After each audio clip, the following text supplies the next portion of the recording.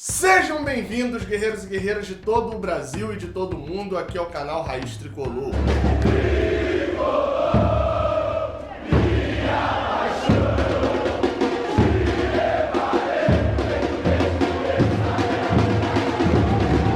Eu sou o Gabriel Amaral e hoje nós vamos falar daquilo que todo torcedor lembra: decisões por pênaltis. Você sabe quais foram todas as decisões por pênaltis do Fluminense nesse século? Eu aposto que não, porque eu não lembrava de 100%, você provavelmente também não lembra. Hoje nós vamos lembrar aqui, e você sabe, né? Você tá vendo qualquer tipo de jogo, tem um alerta de pênalti, você troca e bota pra ver o outro jogo que tá tendo pênalti. Então faça isso aqui no canal também, assista o vídeo até o final, dê um like aqui embaixo, porque você vai ver um monte de cobrança de pênalti, algumas ridículas, algumas muito boas, defesas de pênaltis, enfim. Merece o like esse vídeo. Se você não conhecia o canal, conheceu agora, já sabe que é top, se inscreve aqui embaixo. Na primeira decisão por pênaltis do século, o Fluminense enfrentou o São Paulo na semifinal do torneio Rio-São Paulo de 2001. O time paulista tinha Rogério Ceni no gol, venceu por 1-0 lá no Morumbi, mas aqui no Rio, no Maracanã, o Fluminense venceu por 2-1, não tinha gol fora de casa, fomos para os pênaltis. Já na disputa, Marco Brito abriu marcando para o Fluminense, mas na sequência, o goleiro Murilo, que muitos adoram, muitos odeiam, pegou a cobrança de França. Regis, Aguinaldo e Aguinaldo Liz converteram as cobranças seguintes para o Fluminense, o que deixava a classificação nos pés do atacante Rony, que acabou parando em Rogério Ceni. Na primeira sequência das alternadas, Fabinho fez para o Fluminense e o próprio Rogério bateu para o São Paulo. Na segunda rodada, Marcão e Fábio Simplício repetiram a dose, os dois fizeram.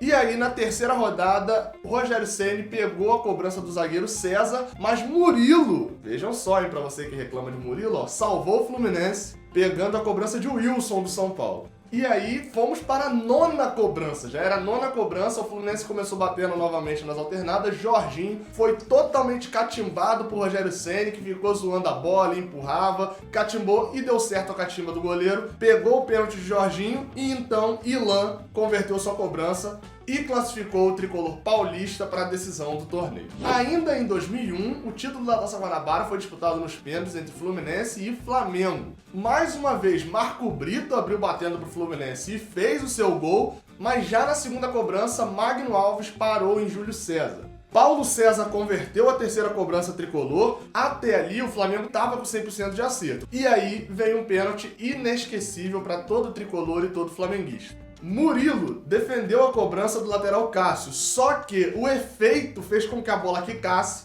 e entrasse no gol. O zagueiro Regis ainda converteu a quarta cobrança para o Fluminense, mas Beto fez o quinto gol para o Flamengo acertou 100%, 5-4 nos pênaltis para o Flamengo. Depois de 4 anos sem disputar nenhuma decisão por pênaltis, o Campeonato Carioca de 2005 colocou à frente na semifinal da Taça Rio, Fluminense e Vasco. Depois do 1-1 no tempo normal, nas cobranças de pênaltis tudo seguia normalmente. Nas 4 primeiras cobranças tivemos um aproveitamento perfeito de ambos os lados. No caso do Fluminense, Juan, Alan, Tuta e Alex haviam marcado em suas cobranças. Até que o principal batedor do Fluminense foi para a cobrança, Gabriel, lateral direito, bateu e o goleiro pegou. Só que o juiz mandou voltar, já que Fernando Borges, que era o goleiro do Vasco, se adiantou quase 1 quilômetro. Na repetição, Gabriel marcou e fomos para as alternadas. Ambas as equipes seguiam marcando. Marcão, Arouca e Radamés converteram suas cobranças para o Fluminense, deixando a responsabilidade da oitava cobrança nos pés de Jean, do Vasco. O jogador vascaíno bateu, Kleber pegou, mas o juiz, mais uma vez, mandou voltar uma cobrança porque disse ele que Kleber tinha se adiantado. Na repetição... Vai o Jean para a cobrança, pé esquerdo, Kleber de novo! Termina a decisão por pênaltis, o Fluminense está na final da Taça Rio!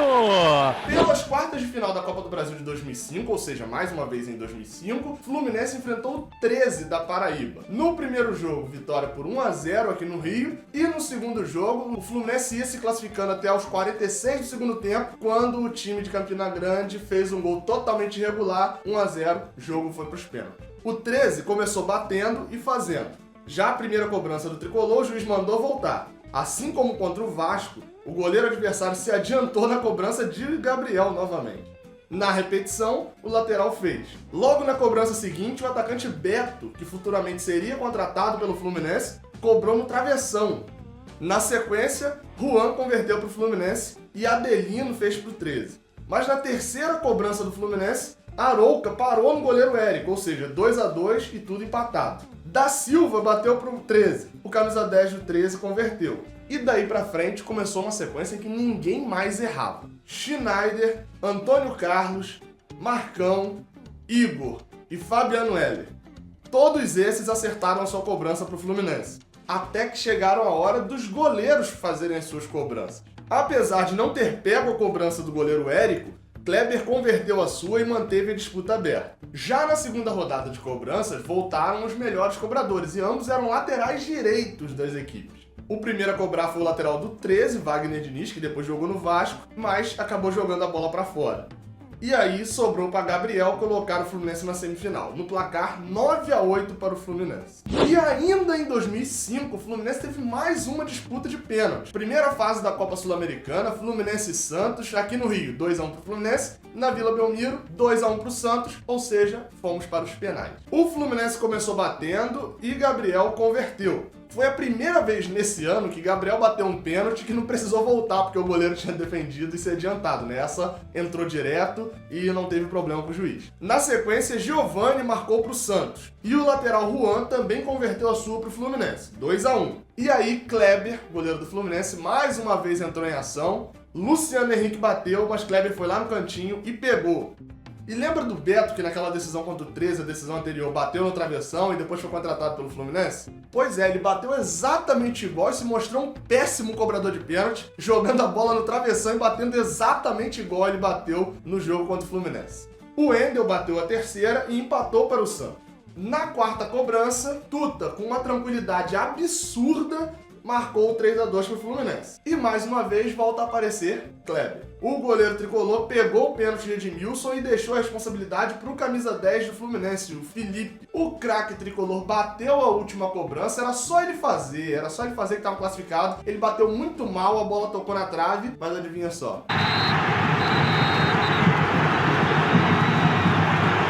Mandou voltar? Mandou voltar e está alegando que o Saulo eu vou dizer, eu toleraria esse tipo de jogada. Porque ele dá o passe no sentido da defesa, de se defender, o assistente levanta e avisa que não pode. Mas foi exatamente o passe que deu o Kleber na segunda defesa que ele fez. Manda voltar, o Saulo já saía remexendo. Mas enfim, na segunda chance, Felipe bateu, fez e classificou o Fluminense para a segunda fase da Sul-Americana de 2005. E uma curiosidade é que o Fluminense foi 3 vezes para a disputa de pênalti em 2005 e ganhou as 3. O pênalti mais mal batido da história. Você provavelmente já viu um vídeo com esse nome aí no YouTube que rola. Esse vídeo é de Fluminense e Botafogo, primeira fase da Copa Sul-Americana de 2006. Depois do empate por 1-1 na ida, empate por 1-1 na volta, fomos para a decisão da marca da cal. O Botafogo começou batendo com o Júnior César, aquele mesmo lateral esquerdo que viria para o Fluminense depois. Mas logo na primeira cobrança, Diego defendeu e o juiz mandou voltar, alegando que o goleiro tricolor tinha se adiantado. Na segunda chance, o lateral converteu. Na sequência, Tuta empatou para o Fluminense, Reinaldo fez o segundo para o Botafogo e Petkovic empatou novamente para o Fluminense 2-2. Na terceira rodada de cobranças, 2 canhotos. Thiago bateu o pênalti no travessão. E pelo lado tricolor, Marcelo, esse mesmo, que é do Real Madrid hoje, etc. Estava batendo pênalti no Fluminense em 2006. Ele fez o gol e deixou o Fluminense em vantagem. E é aí que vem o famoso pênalti, o pênalti mais mal batido da história. Eu não vou nem comentar esse lance não, é mais fácil você ver aí e ver como o William bateu esse pênalti pro Botafogo. Partindo o William, é a quarta cobrança do Botafogo. William bateu fraquinho, Diego pegou!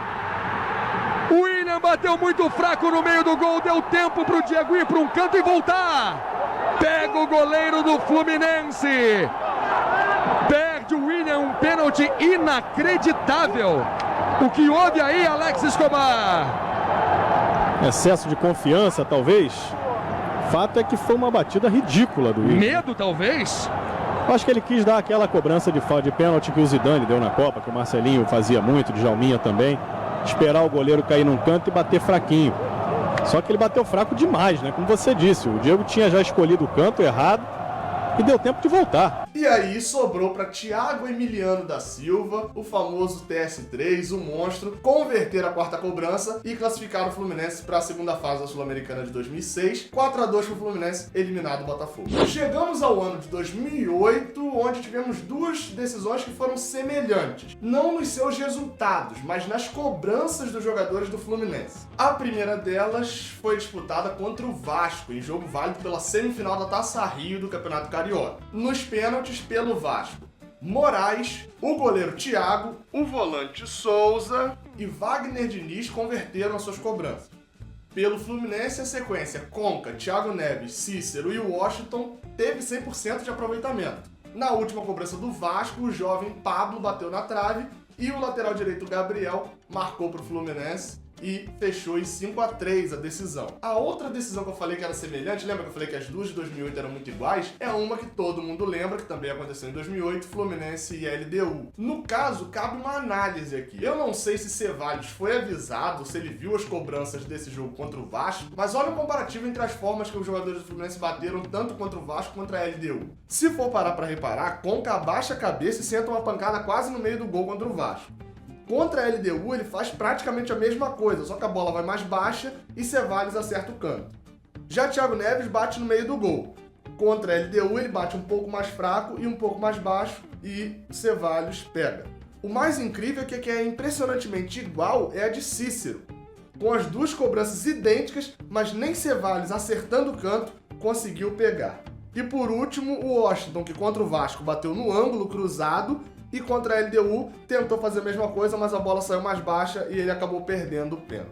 Em 2010, mais uma semifinal contra o Vasco, você vê que já é a terceira, 2005, 2008 e agora em 2010, os tricolores enfrentaram os cruz-maltinos na semifinal da Taça Guanabara. Já sendo jogador do Vasco, Dodô abriu marcando para eles. E Fred, no auge da paradinha, empatou para o Fluminense. Depois dos atacantes, dois zagueiros cobraram com muita categoria, tanto Fernando para o Vasco, quanto Gum para o Fluminense. E aí, ambos os clubes seguiram marcando. O Vasco com Márcio Careca, Felipe Coutinho com direito à paradinha e Carlos Alberto.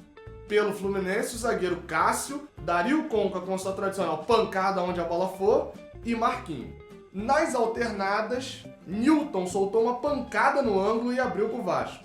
Alan foi tentar repetir o feito, mas acabou acertando o travessão e o Fluminense foi eliminado do Campeonato Carioca. 2011, e adivinha só aonde é que foi a decisão por pênalti do Fluminense de agora? Exatamente, semifinal da Taça Guanabara. Mas desta vez não era um clássico, não era contra o Vasco, né, seu tradicional adversário de semifinais de decisão por pênalti, mas sim o Boa Vista de Saquarema, com quem o Fluminense tinha empatado por 2-2 no tempo normal. E, dessa vez, o desempenho foi ridículo. O clube de Saquarema acertou todas as suas 4 cobranças que precisou bater. Já pelo Fluminense, Conca foi o primeiro a bater e, mais uma vez, soltou uma pancada no meio. Só que, assim como o Cevallos, o goleiro Thiago defendeu. O segundo a bater foi Rafael Moura, que converteu. Na terceira cobrança, o meio-campista Souza também acertou. Já perdendo por 4-2, o Fluminense precisava acertar a quarta cobrança para se manter vivo. Só que Rodriguinho também parou em Thiago e o Flu foi eliminado mais uma vez do Campeonato Carioca. Ainda em 2011, mais uma semifinal, dessa vez da Taça Rio, agora contra o Flamengo. E parecia que dessa vez tudo ia dar certo. Fred começou batendo e fazendo. E logo na primeira cobrança dos flamenguistas, Renato Abreu parou em Ricardo Berna. Ricardo Berna pegando pênalti. Mas aí logo já veio a realidade pro Fluminense. Souza, que tinha entrado só pra bater pênalti, bate ridiculamente, isola a bola e erra o primeiro pênalti do Fluminense. O Flamengo empatou com o David e daí pra frente todos foram acertando a sua cobrança. Edinho pro Fluminense, Galhardo pro Flamengo. Conca pro Fluminense, dessa vez com categoria, sem chutão, mas Botinelli empatou pro Flamengo. Na última cobrança, Felipe foi no canto direito e pegou a cobrança de Araújo do Fluminense. Ou seja, bola nos pés de Thiago Neves, com a camisa rubro-negra, é só bater, fazer e correr pro abraço dos flamenguistas, mas... Ops. Cobrança, é o último pênalti, partiu, Thiago Neves bateu, Ricardo Berna! Ricardo Berna espetacular no canto esquerdo. Com a mão esquerda embaixo, consciente. metendo o pé sobre a linha. Depois de Berna salvar, fomos para as alternadas. Gum bateu para o Fluminense com categoria e fez o seu. David Braz, o outro zagueiro, bateu e também marcou seu gol para o Flamengo. Mas aí foi tartar para a bola, o jovem garoto, canhoto, bateu mal e Felipe pegou. E aí ficou para Diego Maurício, famoso Drogbinha, fazer o 5º gol do Flamengo e nós fomos eliminados da Taça Rio e do Carioca de 2011, tudo nos pênaltis. Adivinha só, 2012 e quando que foi a decisão por pênalti do Fluminense? Semifinal da Taça Guanabara. Dessa vez era contra o Botafogo. E vale destacar que já tinha 4 anos que o Fluminense não ganhava uma decisão por pênaltis. Era desde aquela contra o Vasco lá em 2008. No tempo normal, empate por 1-1. Nos pênaltis, Fred começou batendo e fazendo pro Fluminense. Andrezinho empatou pro Botafogo. Na cobrança seguinte, uma tese que eu tenho se confirma. Jefferson se adiantou muito na cobrança de Jean. Porém, o juiz não mandou voltar. Não sei se é impressão minha, mas hoje em dia parece que os juízes não mandam mais voltar quando o goleiro se adianta. Pelo menos não na frequência que acontecia lá em 2005, 2006 e como a gente viu aqui no início do vídeo. Mas voltando, após Jean ter perdido, Herrera e Thiago Neves, já de volta ao Fluminense, converteram suas cobranças. Mas Lucas, que depois teria uma passagem pelo Fluminense, parou em Diego Cavalieri. Tudo empatado novamente. Na quarta cobrança, Rafael Moura e Renato bateram com tranquilidade e fizeram o gol. Na última dupla de cobradores, quem olhava só um por um assim, uma disparidade gigante. No Fluminense, o zagueiro Anderson, que ninguém tinha visto cobrando pênalti até aquele dia. E pelo Botafogo, o Louco Abreu, que já tinha metido cavadinho em quartas de final de Copa do Mundo. Bem, Anderson bateu bem demais, colocou no cantinho, rasteirinho e fez o gol. Já Louco Abreu... Experiência internacional, Cavalieri no meio do gol. Louco Abreu, batendo o pênalti pro Botafogo. Abreu, Cavalieri defendeu! Defendeu Diego Cavalieri. O Fluminense está na final da Taça Guanabara. Diego Cavalieri defende 2 pênaltis e coloca o Fluminense na final. Depois de 3 anos, já em 2015, Botafogo e Fluminense, adivinhem só, pela semifinal do Campeonato Carioca, voltaram a duelar nos pênaltis para ver quem ia para a final. E logo na primeira cobrança, Kennedy bateu no cantinho, mas Renan pegou pro Botafogo. Só que, na primeira cobrança do Botafogo também, Marcelo Matos bateu e Cavalieri foi buscar. Jean pro Fluminense e GG para o Botafogo mandaram bem na segunda rodada de batidas. Mas abrindo a terceira rodada, Gerson parou em Renan. Na sequência, Gilberto, esse mesmo que está no Fluminense hoje, era do Botafogo na época, Renato, Carleto e Marlone converteram as suas cobranças. Ou seja, ficou tudo para a quinta cobrança do Botafogo, um duelo de Diegos. E nesse duelo, o Cavalieri levou a melhor sobre o Giareta, pegou a cobrança do jogador alvinegro e levou o Fluminense para a disputa das alternadas. E aí, meus amigos, ninguém mais perdia a pena. Gum, Renan, Marlon, Jobson, Edson, Bill, Robert, Luiz Ricardo, Wellington Silva e William Arão, todos esses fizeram as suas cobranças. Então, se já foi todo mundo, agora vai o tradicional goleiro contra goleiro, né? O problema é que Cavalieri achou que era gol a gol, ele não sabia que era cobrança de pênalti. Meteu um tiro de meta que a bola foi isolando, que provavelmente caiu no gol de São Januário, ao invés de cair no gol do Engenhão, isolou e perdeu a primeira cobrança pro Fluminense. Na segunda, Renan ensinou como é que o goleiro se bate pênalti, bateu bonito, classificou o Botafogo e Cavalieri virou meme no Brasil inteiro. No ano seguinte, 2016, eu já falei sobre esse jogo aqui no aquele vídeo de 5 jogos que eu mudaria o resultado final. Então vocês imaginam o quão doído foi pra mim aqueles pênaltis da semifinal da Copa do Brasil entre Fluminense e Palmeiras. E se eu falei que o desempenho do Fluminense foi desastroso contra o Boa Vista, é porque vocês não viram contra o Palmeiras, né? Rafael Marques abriu batendo muito bem pro Palmeiras e pelo Fluminense foi Jean, um dos melhores cobradores do elenco, e fez. Só que a partir daí o desempenho do Fluminense foi horroroso. Jackson fez o segundo do Palmeiras. E aí na segunda cobrança do Fluminense, Gustavo Scarpa achou que já era jogador do Palmeiras, já tava de birrinha com o Fluminense desde essa época já pelo visto, né? Bateu mal demais e Fernando Praz pegou. Cristaldo manteve 100% do Palmeiras nas cobranças. E o terceiro a cobrar pelo Fluminense foi Gum, que jogou a bola por cima do gol. Gum meio que se tornou culpado, foi o meme meme da época e tal por ter isolado, mas a gente viu aqui nessas decisões passadas que ele normalmente batia e batia bem as cobranças, nunca tinha perdido um pênalti pelo Fluminense. E aí, pra fechar pro Palmeiras, era só fazer e se classificava. A Lione fez o gol, 4-1 pro Palmeiras, Fluminense eliminado da Copa do Brasil nos pênaltis. Primeira Liga 2016, Fluminense Internacional, semifinal, jogo em Brasília, um jogo que na época tinha a sua importância, a Primeira Liga perdeu importância depois, mas enfim, um dia eu falo sobre Primeira Liga aqui. 2-2 no tempo normal, e pra vocês verem o quão maluco já tava o jogo, os 2 gols do Fluminense tinham sido de Osvaldo. Nas penalidades, o Inter começou batendo e os 2 primeiros só sabiam bater no meio do gol. Tanto Eduardo Sacha pro Inter, quanto Gustavo Scarpa pro Fluminense. Na segunda rodada, Vitinho, aquele mesmo que era do Botafogo, sentou uma paulada no travessão.